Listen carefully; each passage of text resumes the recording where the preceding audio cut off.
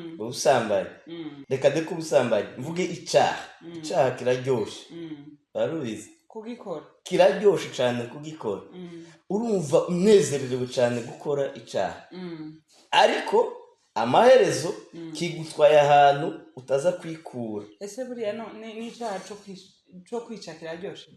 Icyaha cyo kwica ushaka kwica umuntu uryohewe bo ikiryoshe nico baguha wishe. Kamere niki?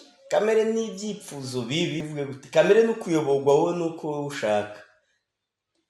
Kamere ni ukwiyobora. Kamere muri make ni ukwiyobora, kandi muri uko kwiyobora kwacu usanga iteka ryose bitujana mu kubura umwidegemvyo. Ko kamere ahantu idutwara mu bituza amahoro, mu gihe Kristo nawe icyo ashaka kudutwara ni ukudutwara ahantu huzuye amahoro. Ariko kamere icyo tuyoborera ko ni ukutuyoborera mu kintu gisa nkaho umenga ni cyiza, ariko ahantu kiza kukuganisha cyangwa kiza kukwinjiza biza kurangira kikubujije amahoro. Hello family, amakuru mufite, mumeze gute aho muherereye? Murakomeye? Natwe turaho tumeze neza, turakomeye, turashima umuremyi. Hanyuma dufite ikibazo gusa c'inkorora. Nimwumva dukoroye muri kamera mubyihanganire, hano hateyeho indwara y'inkorora na gripe iratuzaharire, ariko twamenye umuti. Reka mpurangire nawe umuti wowe wenda nawe ufite ico kibazo. Uzagenda ufata ibitunguru bya rouge, onyo rouge, ufate ubuki, ufate na citro, ufate na tangawizi, ubitekane. Nurangiza umwe uzobimwa kangahe bizokorohereza, kuko nanjye narabimwoye biranyorohereza. Uwo ni umuti mwiza uri naturel udafite izindi ngorane izarizo zose. Rero turabasuje cyane mwumve ko tubakunda cyane. Imana ikomeze ibagire neza, ibane namwe muri byose, borohereza ubuzima, mbese mu bintu byose murimo. Imana ibashigikire kandi ikomeze ibane namwe. Dufite umutumirwa wacu twatumiye, si irya mbere hano, ni umusangwa. Uri umusangwa, ariko hariho abantu benshi bagiye biyongera, wenda batakurikiranye bya biganiro, uri buze kwivuga kugira ngo nabo bakumenye. Ariko twongeye kwishima kubana namwe, twari tubakumbuye kandi abizi ko n'abakunzi banje bari bagukumbuye, kuko ibintu wagiye utubwira ni ibintu byubaka ubuzima bwo mu mwuka. Rero Imana yo mu ijuru ikumpera umugisha kuba wongeye kandi kunyitaba. Buriya ibi ni ibinyereka ko unshigikiye. Wenda nk'iyo ubona utanshigikiye sinoguhamagaye kandi ngo wongere kandi uze tubane, ariko kubana nawe ni kinyereka ko unshigikiye, uri mu bansapotinga. Rero Imana yo mu ijuru ikumpera umugisha. Ikindi ndakwakiriye cyane ngo wisange hano ku itorero. Iri ni itorero, nta kundi twogita, ntitwovuga ngo ni itorero. Kandi ibyo tuba twifuza kuriha ni ibintu bizima byubaka imitima y'abantu, kuko hano hanze hariho abafite ayo matorero nk'iri narimvuze, aba youtubers, ariko ugasanga ibyo batanga ni ibisenya imitima, ni ibisubiza kure abantu, ni ibiyobya abantu. Niyo mpamvu hakenewe abandi batanga ibyubaka ya mitima. Rero ndakwakiriye cyane, karibu wongere kandi wivuge, naramutse abantu. Karibu cyane. Shalom. Turabaramukije abakunzi ba SPCBA official. Dushimiye Imana kongera kugaruka hano kuri rino torero ryanyu.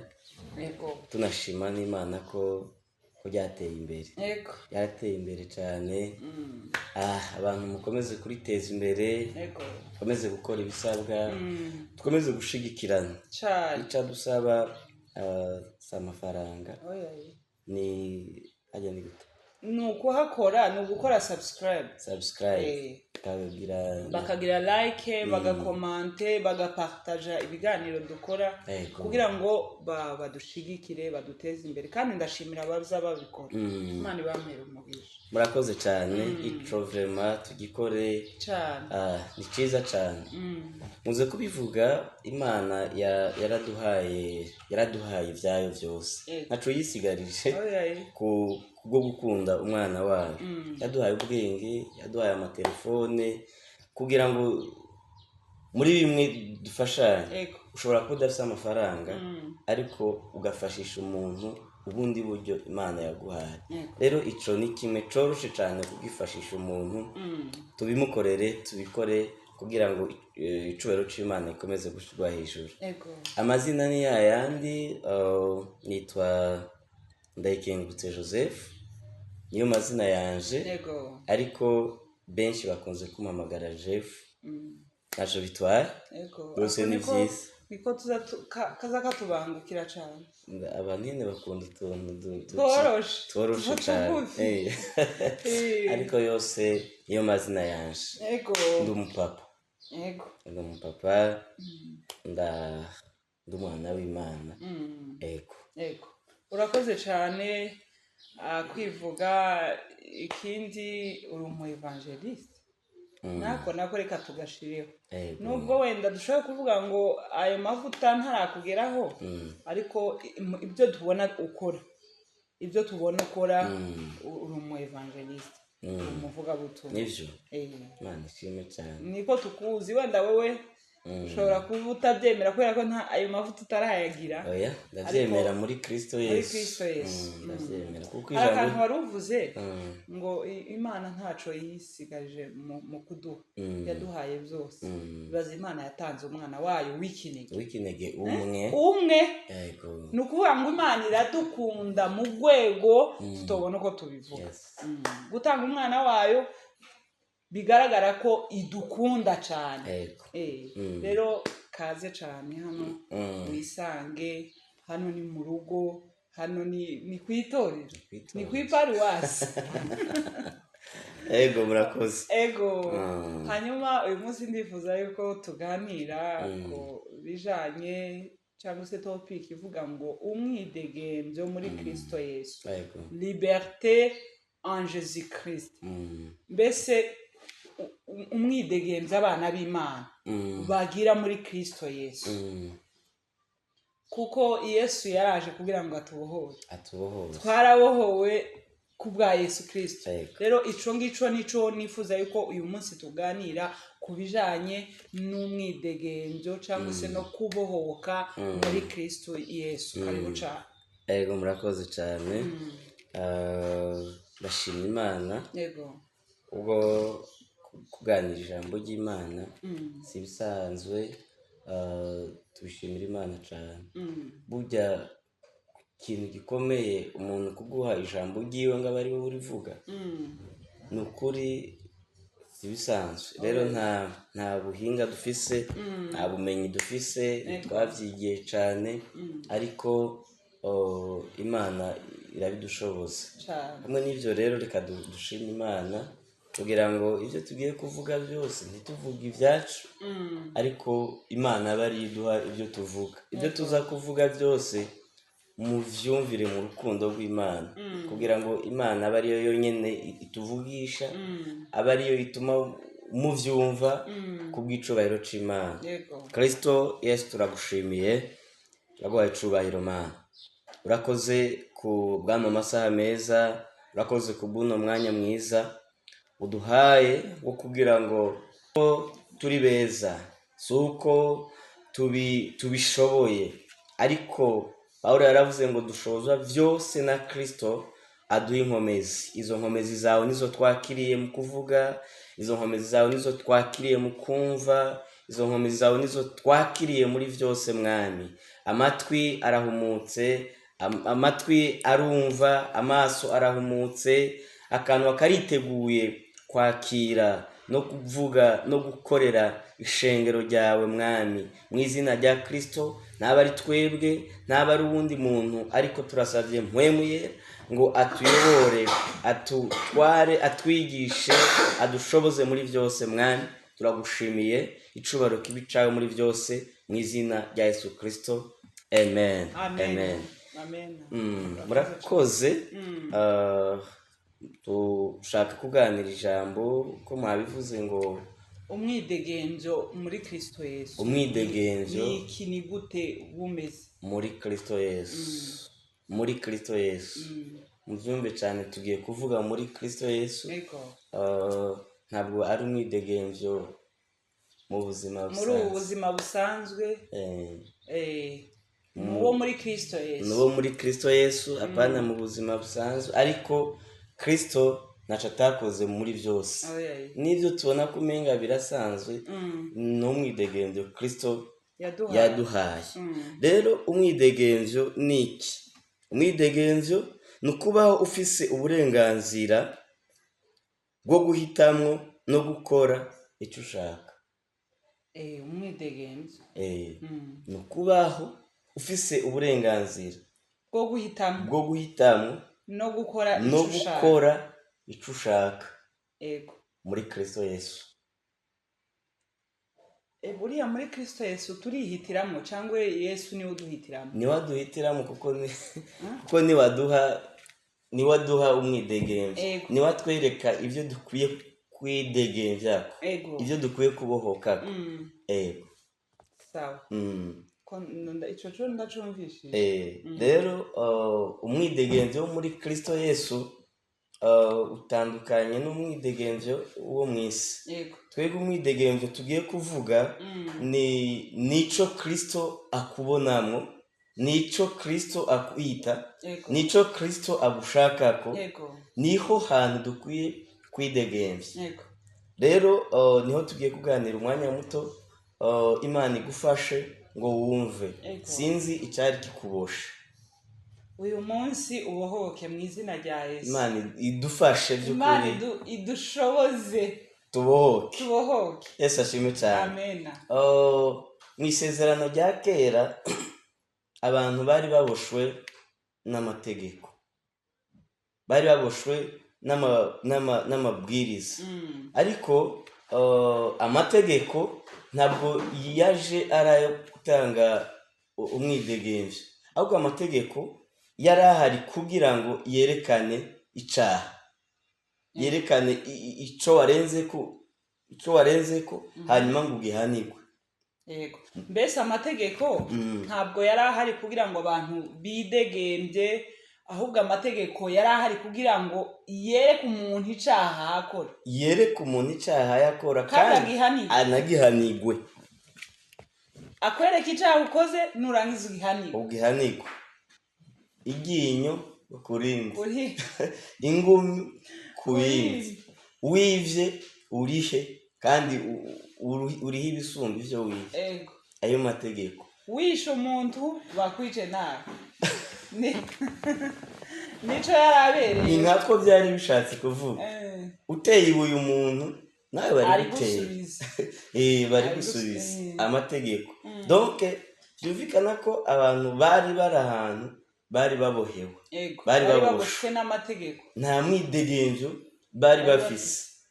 Ariko muri Kristo Yesu dufise umwidegenzo wuzuye. La liberté totale. Ntaco Kristo yadusigiye. Yesu ashimwe cyane. Ntaco Kristo ataduhaye. Rero muri bimwe shaka kukubwira ko bishobora kuba bikuboshe uno munsi, nuko umuntu usanga akiboshwe na kamere.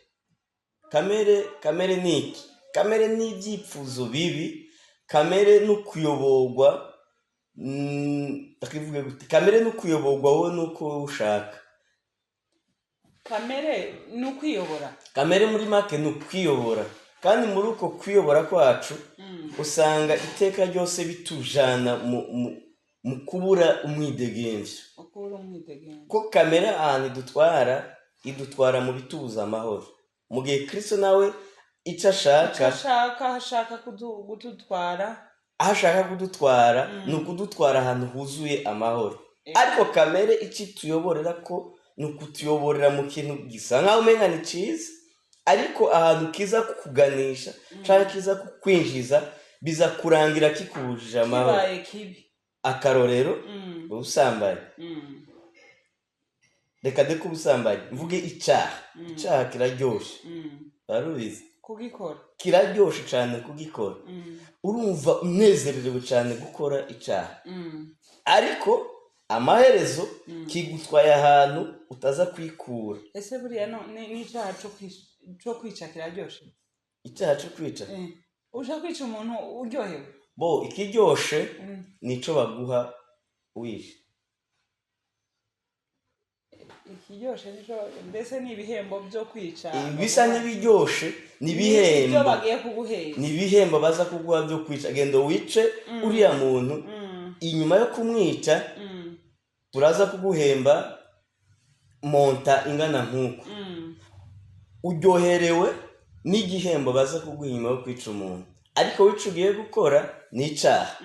Mugabo ingaruka z'icyaha, inyuma ya cya gihembo nawe hariho ibindi bibi. Inyuma rero ya kiriya gihembo, nubwo wumva unezerewe ndagiye kubikora ndamwica, urumva wumva unezerewe cyane. Ikitune unezererwa ni agahembo baza kuguha inyuma yo kwica. Ariko kariya gahembo amaherezo kaza kugutwara ahantu, kaza kugutwara mu kinogo wowe udashobora kwikurayo. Sinzi ko niko bimeze. Nuko rero icyaha kiryoshe, kiraryoshe, kandi impamvu kiryoshe ugira umuvuduko mwinshi cyane wo kugikora. Ikintu witonze wokora nko mu myaka myinshi, ariko ugasanga icyaha kigutegetse kugikora muri quelques secondes ukabura gikoze. Kubera iki? Wowe ubonye ibyo uza guhemba inyuma y'icyo cyaha.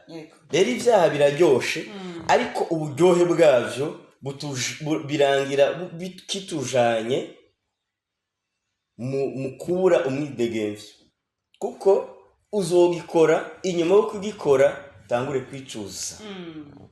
Inyuma yo kuva gukora icyaha birangira ugize gute? Wicujije. Rero nicyo nanivuze ati icyaha ahantu kitujana mu kubura umwidegemvyo. Ariko muri Kristo Yesu turonka amahoro yuzuye. Mu gihe icyaha coco aho kidutwara ni kubura amahoro, ariko mu kuba muri Kristo Yesu, Kristo Yesu aduhamagarira kuba mu mahoro yuzuye ubwiza bwiwe. Nico gituma rero abantu benshi uno munsi baraboshwe n'ibintu runaka bitandukanye, ariko cyane ibibaboshe ni kamere. Kandi Kristo nawe icyamuzanye ni ukubohora. Umuntu uboshwe na kamere aboshwe na kamere akabohoka. Rero nyamba uboshwe na kamere z'ibyifuzo bibi, kuko kamere ni ibyifuzo bibi. Ni ibyifuzo bibi, harimwo ukwikunda, ishari, ubusambanyi n'ibindi byose biherekeza kwikunda. Rero niyo kamere. Ariko Kristo Yesu icyo yaje gukora ni ukugira ngo aduhe liberite kuri icyo cyose ubona ko kigoranye imbere yawe. Agakenera ngo uko akwita aba ariko wiyita. Uko Yesu akwita aba ariko wiyita. Aba ariko wiyita. Tiwiyite uko umubiri ugutegeka. Par exemple amazina Yesu akwita n'aya. Icyo Kristo anyita yampaye ni ukwita umwana wayo, ni ukwitwa umugororotsi muri Kristo Yesu, ni ukwita umutsinzi muri Kristo Yesu. Ariko ubu nyene abantu bariko baravuga ngo ndagowe. Biyita abagorwa kandi ari abatsinzi muri Kristo Yesu. Kandi turi abatsinzi muri Kristo Yesu. Impamvu nuko batazi uwo mwidegemvyo Kristo yaduhaye. Abantu bita ingorwa kandi ari abatsinzi muri Kristo. Ariko Imana yo yababona ikababonamwo abatsinzi. Akarorero, umunyantege nke avuge ngo ndakomeye. umujyantege yiravye muri Kristo Yesu avuge ngo ndakomeye. Umukene yirabe muri Kristo Yesu avuge ngo ndatunze. Uzi impamvu ashoboye kuvuga ko atunze? Nuko muri kamere ikwereka ko ukenye, kamere ikwereka ko ntaco ushoboye, kamere ikwereka ko ntaho uzogera. Ariko kura amaso muri kamere, amaso yawe uyahange muri Kristo Yesu. Mbega urabe muri Kristo Yesu ni iki kibuze? Mbega muri Kristo Yesu ni iki kibuze? Mbega Kristo Yesu ugiye kuraba ivyo yagiye akora ni iki atagukoreye? Ni iki ushoboye kwikorera muri kamere yiwawe? Ariko Kristo Yesu vyose yarabikoze kugira ngo twebwe turonke umwidegemvyo wuzuye, la liberté totale. Yesu ashimwe cyane. Kristo rero nico kintu adushakako. Impamvu rero uboshwe na kamere. Kamere ni iki? Kamere navuze ko ari ivyifuzo bibi. Ikikuboshe rero, ikiboshe abana b'Imana uno munsi, nuko Kristo yatugize abana b'Imana. Ariko twebwe agaciro Kristo yaduhaye turiko turagasuzugura kubera kamere. Kamere iriko iradutera gusuzugura ico Kristo yatugize. Mugihe Kristo nukuvuga ngo twebwe tukigira abakene, tugasuzugura ubutunzi buri muri Kristo Yesu. Tugasuzugura ubutunzi muri Kristo Yesu. Paulo yaranditse aravuga ngo yafashe imigisha yose ayibumbira muri Kristo Yesu maze aramuduha. Ufise Kristo afise vyose. Ufise agakiza ko Kristo niwe gakiza kuzuye, afise vyose muri we. Agakiza bushize naratekereje, agakiza kaduhiki. Niravuga ko agakiza kaduha vyose, nturabe ivyo ukenye. Ivyo ukenye ubikenye kubera ko bimwe ubifisemo uruhare. Nukuri kw'Imana mucumve kino kintu.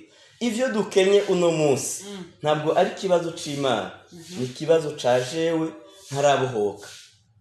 Ibyo dukenye uyu munsi ntitubikenye, si ikibazo c'Imana itarabiduhaye, ahubwo ni twebwe tutarabohoka. Nitwe twikenesheje. Mu buryo bw'umwuka cyangwa no muri ubu buzima bundi busanzwe. Mu buryo bwose. Haba mu buryo bw'umwuka, haba no mu buzima busanzwe. Ubukene nitwe twabwikururiye. Birashoboka abavyeyi bacu bakaba barabigizemo uruhare uko tumeze no munsi. Kubera iki? Bakuriye muri kamere, baboshwe na kamere y'isi, baboshwe na karande y'imiryango.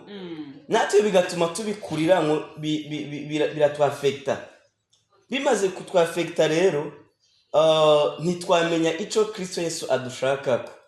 Ariko igihe tumaze kumenya, jewe akarore, igihe maze kumenya yuko ivyiyumviro Imana inyiyumvirako atari ivy'ivyago, narabohotse. Ndatunze. Jewe reka mbabwire kano kantu. Fise umwana umwe w'umukobwa.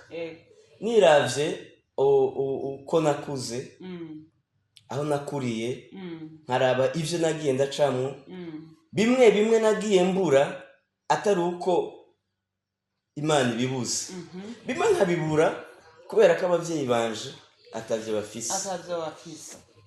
Ariko namenye ko neza mu Mana nta kibuze. Kuko naje ndi umwana w'Imana.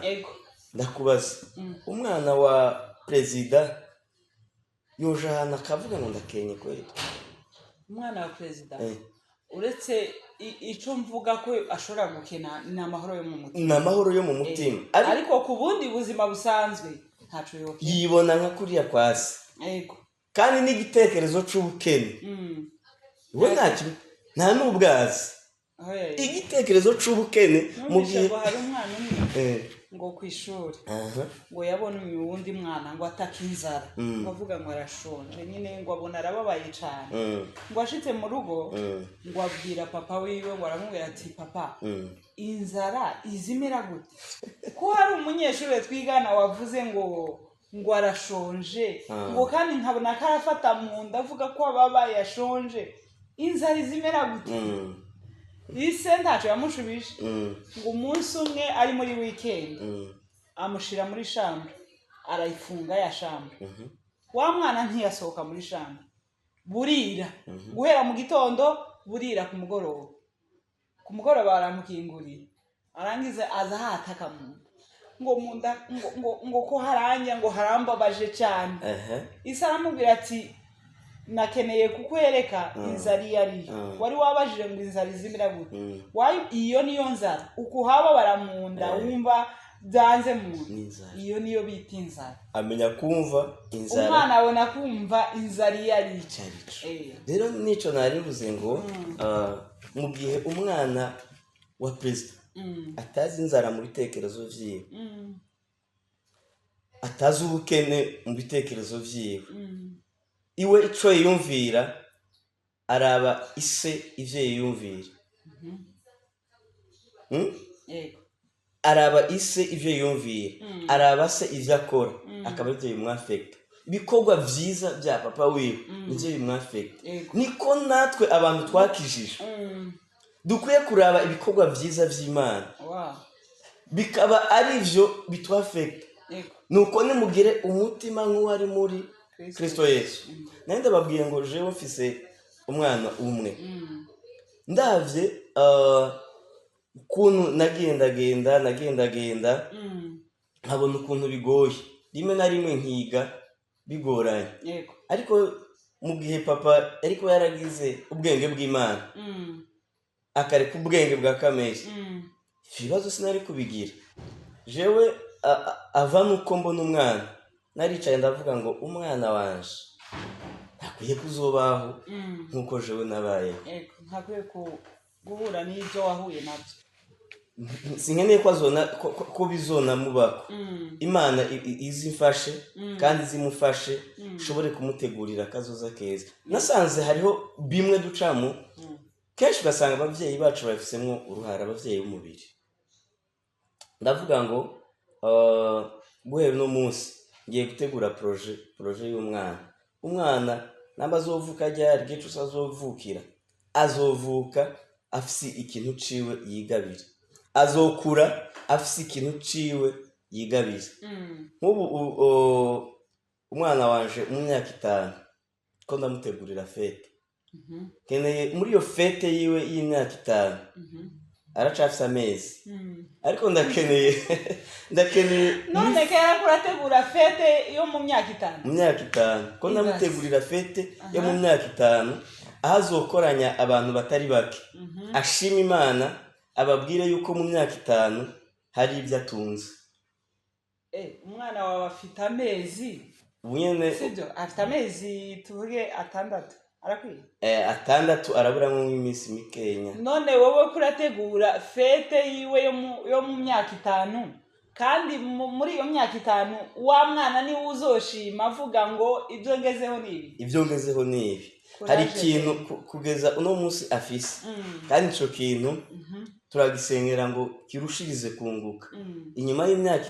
5 ko ndamutegurira fete azokoranya abantu ashima Imana ubwiwe avuga ati ndafise bino bintu ndabishimira Imana birahari abantu mugira amatsiko muzondondere ndabibabwira so narishatse kuvuga iki hariko ibintu abavyeyi by'ukuri tumye abana bacu kandi batari gutegerezwa kubibura namba Imana ivuga ngo ivyiyumviro ndabiyumvirako si ivy'ivyago pourquoi pas jewe nanje Imana ifashije ntashobora gutegura akantu keza ukiyumvira akantu keza ku mwana wawe keza ku mwana wanje kubera iki narabohotse ndi muri Kristo Yesu namenye yuko ivy'Imana ingombako naje iyo mpagaze kuko Imana jewe ndi muhiri wanje mbonamwo umutwe w'urugo erega hariya mu rugo ni mwishengero ni jewe pasiteri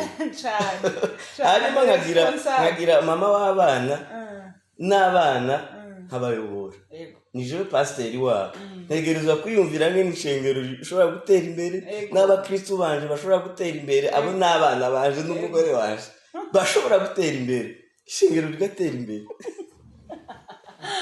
ishengero ryo mu wawe rigatera imbere erega nasanze impamvu aya mashengero yo ngaha hanze adateye imbere nuko imiryango idateye imbere nuko imiryango idateye imbere yes nuko ingo zo mu ishengero zikenye ishengero ntishobora gutunga mu gihe ingo imiryango idatunze ayo n'ayandi makuru ayo ni amakuru kandi nukuri ni ukuvuga ngo ishengero ntiryogera ku bikomeye kuko rifite imiryango itaragira ku bikomeye ishengero rizogera ku bikomeye kubera ko ifite imiryango iririmwo ikomeye akantu ntakubwenge kabisa ni ukuri kw'Imana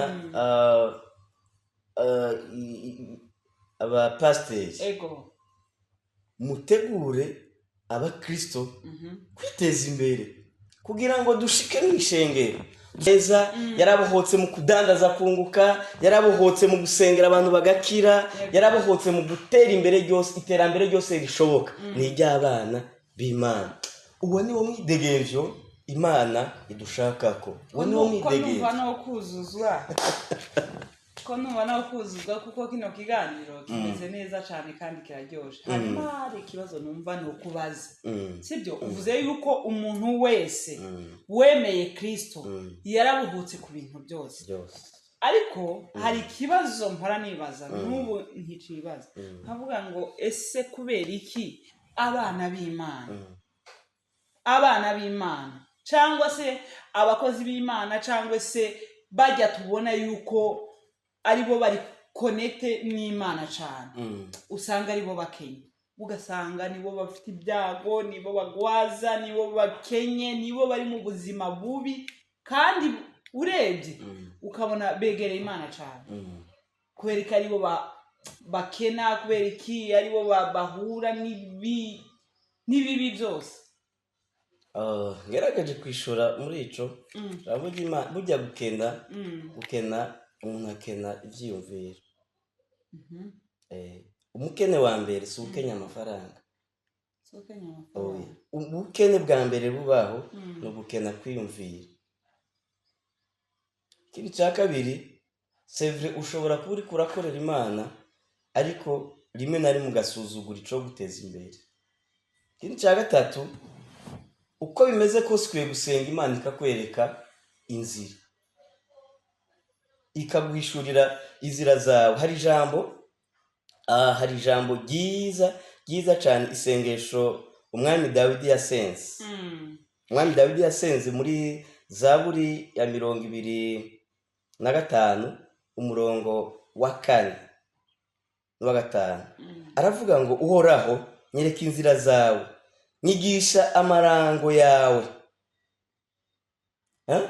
uhoraho nyereka inzira zawe bimwe mu bituma rero dukena cyambere ni ugukena kwiyumvira ingene ushobora kuva muri ibi urabibona ko ukenye ariko umaze kubibona ko ukenye wakoze iki urabibona ko uri umukene sibyo urabyibona ko uri umukene ufite byinshi ubura ariko nyuma yo kumenya ko ubibura cyangwa se ubikenye wakoze iki kugira ngo witeze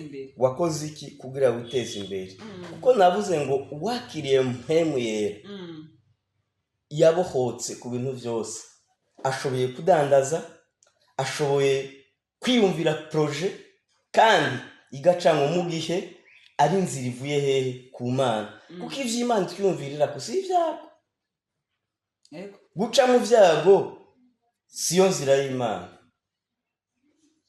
none nta bimana izicisha ahantu kugira ngo nyine rebe ipime kwizera kwabo nta bizicisha mu bigeragezo kugira ngo ipime kwizera kwabo sinemezanye navyo mu gihe Imana ivuga ngo ivyiyumviro ndabiyumvira ko si ivy'ibyago reka nguheza akarere sibyo reka nguheza akarere Aburahamu yari inshuti y'Imana cyane cyane rwose aho Imana yamubwiye ngo va mu gihugu cyane ugende usohoke nzakwereka aho uzaba nzaguha umugisha aho Imana yamusohora ikamwereka ku ijuru ikamubwira ati rara murebe ziriya nyenyeri niko urubyaro rwawe ruzangana reba hasi ku musenyi niko urubyaro rwawe ruzangana ariko Imana ikamwima umwana kugeza muri iriyaje Aburahamu ntiyari afite akise ku bana imbere y'Imana Imana ntiyamumwima byagezeho ahubwo Imana ivuze biraba hari Imana iravuga ngo umunsi umwe ku Mana ungana n'imyaka 1000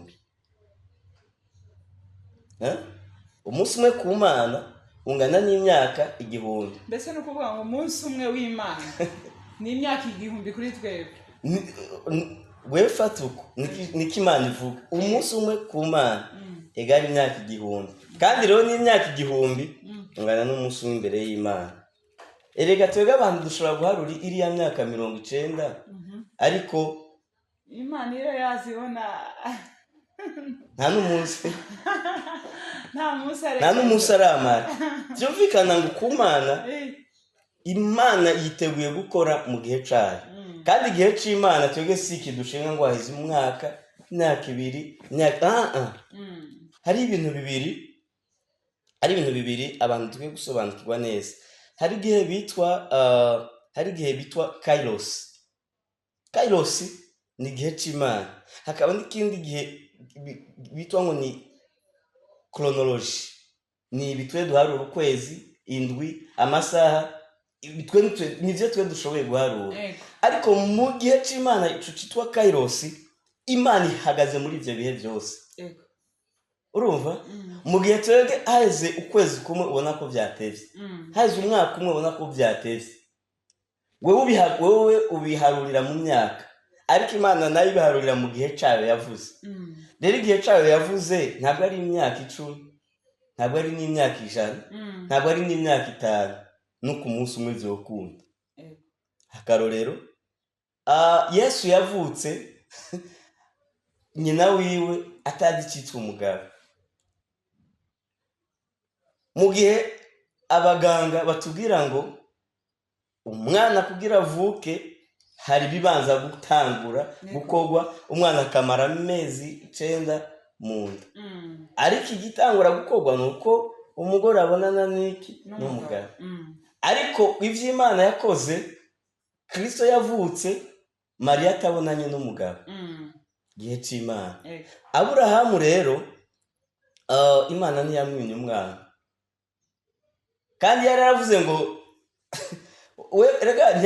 we tuzi ko yarose umwana umwe ariko Imana yamubwiye ngo ufite abana benshi umva Imana yaramwimye umwana wibuke ari aho Aburahamu hageze igihe ararambirwa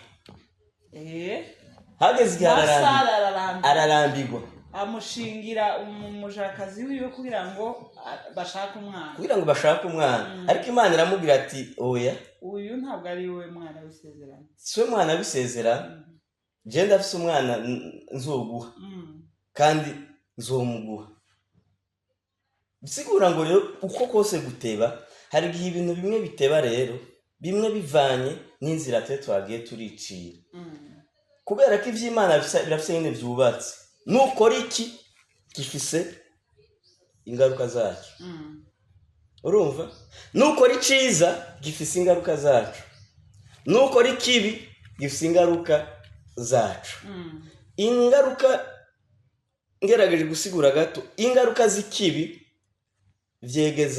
vyegeza igihe vyegeza igihe inyuma igihe c'isezerano ariko si gihe mbese nukuvuga ngo nimba Imana yari yavuze ngo izagusubiza nyuma y'ukwezi wowe ugakora icaha ihita yegezayo ya minsi oya mu kwezi Imana izobiguha ariko wewe ukwezi gushobora kukubera kunini nambi Imana yavuze ko izobikora mu kwezi ni mu kwezi ariko wowe ushobora gukora ikintu ca kintu kikagutera kubona yuko ukwezi kwabaye kunini cyane, ijoro rikakubera rinini cyane.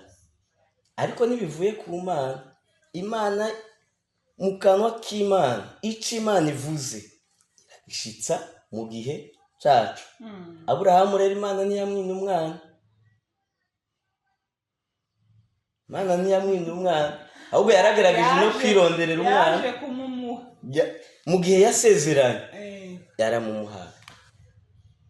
ariko igihe cy'Imana kiratinda. Gitinda ku bantu, ariko igihe cy'Imana cyo ntigitinda. Cotinda we kubera kurambirwa. Ariko nakubwiye ngo umunsi umwe ku Mana ngana n'imyaka 1000 kuri twe. Uracana umunsi umwe. Nese ko ndazahereza imyaka 1000. Naho rero ibanga ry'Imana riri. Ego. Umwidegenzo wo muri Kristo Yesu ukwereka yuko birashoboka. Ukwereka yuko ntibitevye, birashoboka. Nambi Imana ivuze birashoboka. Yego. Nuko siswari kindi kibazo. Kuko urabisubiza neza kandi nibyo iyo turi mu mwidegenzo wo muri Kristo Yesu cyangwa se tubuhotse muri Kristo Yesu, ibintu byose birashoboka. Ibintu byose byo dukeneye, byo dusaba, byose birashoboka. Kandi ikindi bisaba ariko kwihangana. Kuko ushobora gusengera ikintu ntukibona aho ngaho, bikagusaba ngo wihangane utegereze igihe cyayo cy'Imana izakikwishurira. Igihe cy'Imana, ariko igihe cy'Imana ntitukigereranye n'imyaka twe duharura. Tiduharura imyaka? Turinde gusa. Rinda igihe cy'Imana, kuko nuja guharura imyaka uzobona ko byatevye. None se ntibarize umuntu ntashobora gusenga abwira Imana ati Imana ihutisha isezerano ryawe. Iryo sengesho ntiribaho. Ntawo risenga ngo avuge ngo Mana nyihutishirize isezerano. Bikaba ari shitsa isezerano ryawe kuzima bwawe. Hanyuma akaba ari bica bikoreka kubera ko wasenze. None tureke gusenga dutegereze amasezerano tutari gusenga. Tureke gusengera ya masezerano tuyategereze gusa. Erega ico naco nikindi cigwa. Isezerano ry'Imana niri. Hari ibintu twege nk'abantu ngo ni isezerano ry'Imana. Kubera ibigumbagumba na kamere ukumva ngo ni isezerano ry'Imana. Umuntu arashobora kunezerwa akakubwira ngo Imana iguhaye iki. Bacugenda ukandika muri agenda ngo Imana isezerano yiki. Ritari isezerano. Nasi isezerano y'Imana ni. Erega amasezerano y'Imana yose iyuzuriye muri Kristo Yesu. Amasezerano dufise se y'abantu batubwira ari muri Kristo Yesu. None se ariya tuvuge nkari Imana iba iciyemwo ikamwereka ibyawe akaza kabikubwira. Biriya tubyitiki. Biriya. Nubitegereza uzabyitiki. Nuko Imana yakubuze nawe ngo ibikwibwirire. Nuko Imana yakubuze nawe ngo ibikwibwirire neza. Nubwo abantu bose ntibagira iyo mpano yo. Nimba ari impano yo kwereka abantu bose kandi bayigira. Wenda wowe iyo ufite ni ugusenga gusa. Oya abantu twese twakiriye Kristo. Ariko yagabuye impano. Byarabyemera ko Imana yagabuye impano. Yagabuye impano. Yarazigabuye. Hariho abo yagize abahanuzi, abandi abigisha, abandi abigishwa, abandi abavuga butumwa gutyo abandi bayobozi. Nukuvuga ngo biragabuye. Kandi abahanuzi nabo barahari. Bahanura iby'Imana yabahaye. Kiriya kintu yaguhanuriye ntucandi kukavuga ngo reka ntegereze nisezerano Imana impaye. Si isezerano. Kijya kintu mu gihe utakibona muri Kristo Yesu si isezerano. Ese kukibona muri Kristo Yesu nuko Nshaka rero nakubwira ngo ukwiye kuba uko Kristo akwita. Burya amasezerano amasezerano ku Mana, isezerano dusigaje ni rimwe, ni uko uzoja mu ijuru. Ibindi byose yarabiduhaye. Ibyo ataraduha ibihe biriya tugitegereje.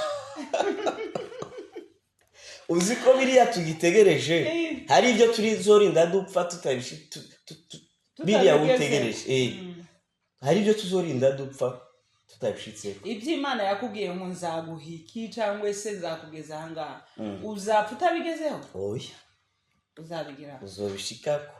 Ari Imana yabivuze, uzobishikako. Ariko ibyo uzokwiremera uzorinda upfa utabishizeko. Ibyo uzokwiremera wenyine ukavuga ngo nkeneye kugera kuri iki, nkeneye gushika kuri iki, mu gihe kitari mu bugombe bw'Imana uzosenga wisonzeshe. Imana ntizokangwa n'amasengesho yawe wakoze mu gihe kitari mu bugombe bw'Imana. Ariko nubona kibaye ni ukubera ko Imana yagishize mu bugombe bwayo. Ubundi ntitubisengera kugira byihute kuba. Aho gusenga no gusabana n'Imana. Kuko icambere ukwiye kumenya nuko muri Kristo Yesu nta kintu gishasha Imana izokwemvanta. Nta kitakoze. Nta kitakoze, nta kitaremye. Imana iracari mu gihe cyo kurema. Imana kwirarema n'ubu ngo biracari. Iracari. Yararangije. None ibyo bindi wowe uvuga ko izokuremera kiretse yaba ari ikindi gihe cirema dutegereje. Ariko jewe iconzi Bibiliya ivuga nuko Imana yaremye umunsi wa mbere, umunsi wa kabiri, igera ku munsi w'indwi iravuga ngo nihweje ibyo naremye byose ni byiza. Ni ukuvuga twebwe ntabwo twiteguye iby'Imana izokora, ahubwo tugira mu by'Imana yakoze. Yakoze. Igikenewe rero ni ririya sengesho Dawidi yavuze ngo Mana uhoraho ngisha inzira zawe. Erega inzira z'Imana ni nyinshi. Ushobora guca muri imwe ukishinga ukaba muri imwe ariko hari izindi nzira zitanu ziri imbere yawe. Izo ntushobora kuzimenya rero mu gihe utasenga Imana biguhishurire izo zindi nzira. Ni ukuvuga ngo hakenewe amasengesho yo kubwira Imana ngo Mana duhishurire inzira. Mishurire inzira nyayo kwiye guca. Rero kugira turangize ndabona umwanya ubaye munini, ariko icyo dukwiye kumenya nuko ubuzima bwa Kristo Yesu buduha umwidegenzo ku kintu cyose cyiza. Cyiza ni ikihe? Ni icy'Imana ishaka. Apana twebwe ico twe dushaka, ni icy'Imana ishaka. Umwidegenzo si ugukora ibyo ushaka byose, ahubwo ni ugukora ibyo Kristo ashaka. Ni ugukora ibyo Kristo ashaka, apana wowe ibyo ushaka. Niwo mwidegenzo wo muri Kristo Yesu. Si ugukora, twavuze ngo umwidegenzo ni ugukora. Tugitanga twavuze ngo umwidegenzo ni ukubaho ufise uburenganzira bwo guhitamo no gukora icyo ushaka. Ariko rero umwidegenzo twebwe abamenye Kristo ntitukira abacu ngo twiyobore, ntitukira abacu ngo twiganze, ahubwo umwidegenzo wacu rero kubera ko atari twebwe twibohoye, twabohowe n'ubuntu bw'Imana, twabohowe na Kristo. Turi hano kugira ngo uwo mwidegenzo uduhe gukora ivyo uwatubohoye ashaka. Apana twebwe ivyo dushaka. Twebwe ivyo dushaka, ivyo twifuza byinshi ni kamere itwonsha. Ariko umwidegenzo wa Kristo ni kutuyobora mu byo Kristo ashaka, no kutuyoborera mu vyiza vyiwe. Ntavuze ngo ikina kiriya, icitwa iciza cose muri Kristo Yesu uracemerewe. Urakoze cyane ko turagana ku musozo. Hanyuma hari question nka zibiri zisigaye nshaka kubaza, kandi urakoze cyane, ibyo bintu ubisobanuye neza cyane. nk'uko twatangiye tubivuga evangeliste imana yarabikoze kandi n'ayo mavuta nayo sikeri azokugeraho urayafite muri Kristo Yesu. hanyuma nshaka kukubaza buriya umuntu mu buzima agira abantu agenda areberaho, agira abantu agenda yigiraho, ukavuga ati urwego mbonaho uyu mugenzi wanjye ndumva nanje imana yo mfasha nkagera kuri ruriya rwego. mu ba evangeliste bo muri East Africa ushobora umu evangeliste uzi kwinspira ukavuga ati uyu vraiment nanjye nshaka kugera mu rwego rwiwe ninde? amazina umuntu ntawe ibinyaspira ibyo bavuga nyine uvuga uriya nyine uvuga akakwinspira mu bantu. jewe ku rugezo maze kugera ko jewe nigira ku ijambo ry'Imana gusa. nigira kuri Bibiliya gusa yonyine. Kristo yaravuze ngo Kristo niwe karorero. hanyuma jewe uwo nigira ko cyane si muri East Africa, je ndigira ku ntumwa Pawulo. nta wundi muntu nigira ko, ni Pawulo gusa. Pawulo. urakoze cyane, turagushimiye. dushimye umwanya wampaye. Imana ikumpera umugisha mwinshi cyane. kandi n'ubundi nzoza nguhamagara uzumenya ko ari ya gahunda yo gutanga ubutumwa, ari ya gahunda yo gufasha imitima. buriya iri jambo tuvuze hariho abarifiteho ubujiji, ariko kubera ko bari buryumve rirahita ribafasha. rero ndagushimiye cyane, wakoze kunyitaba, wakoze kubana nanje. Imana yo mu ijuru ikumpera umugisha, urakoze cyane. Ego yuko turangiza twavuze ko twaganira ijambo ry'umwidegemvyo. navuze ngo umuntu wese yakiriye Kristo afite umwidegemvyo ku bintu byose byiza Imana ishaka. rero umwidegemvyo ni ugukora ivyo, umwidegemvyo si ugukora ibyo ushaka byose, ahubwo ni ugukora ibyo Kristo ashaka. hanyuma umwidegemvyo uduha gukunda ivy'Imana. urukundo rudutera umwidegemvyo. umwidegemvyo uduha ibintu bibiri. umwidegemvyo wa Kristo si ukwikunda. umwidegemvyo wa Kristo ntutwemerera kwikunda, ahubwo umwidegemvyo wa Kristo uduha gukunda abandi. ikindi cya kabiri, umwidegemvyo wa Kristo utubohora kugira ngo ntitwishime, ahubwo umwidegemvyo wa Kristo uduha kubohoka kugira ngo natwe dukorera abandi. rero twari ngaha dukorera ishengero ry'Imana kugira ngo umwidegemvyo Kristo yaduhaye ntudutere gukora ibyaha, ahubwo umwidegemvyo wa Kristo uduhe gukunda gukora ibyo Kristo ashaka. icya kabiri, kugira ngo umwidegemvyo wa Kristo udutere gukorera abandi. ntituje hejuru, ahubwo duce bugufi kugira ngo umwidegemvyo wa Kristo uduhe kuguma dukorera abandi. turabashimiye cyane. urakoze cyane, Imana ikuduhera umugisha mwinshi cyane. Amen.